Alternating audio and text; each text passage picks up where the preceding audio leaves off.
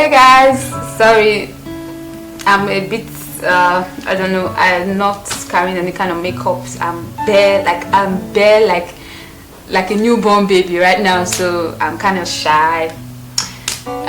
Don't mind me. Anyway, first of all, what you do, you just cornrow your hair like this. Yes, yep. And if you don't know how to cornrow your hair, I have a previous video on how you can cornrow your hair by yourself. I'll leave a link on my description box, or you can just go to my channel and just scroll down and you'll see how you can cornrow your hair by yourself. So the reason why I'm cornrowing my hair before I box braid is simply because it's easy for me to manage my hair this way in terms of sizes, volumes, and every other glitches that is going to come along the way when you braid your hair is taken care of with this. So don't think I'm crocheting. I'm not crocheting.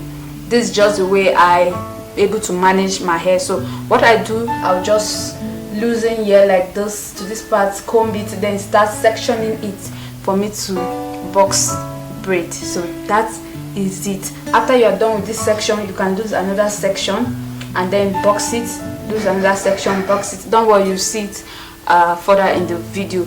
Also, the other reason I like cornrowing my hair before boxing it in the braid, I prefer that way because I'll be able to control the size I want my box braid to be. If I want it to be chunky, I try as much as possible to make my cornrow to be chunky. I just make like 8.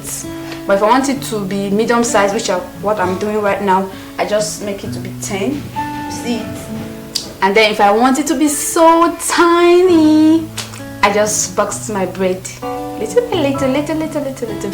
So for this tutorial, I'm doing a medium size. So bear with me, guys. Please don't forget to hit the subscribe button before you leave, and then share this video to your friends. I'm sure they will love this new and easiest method to box braid.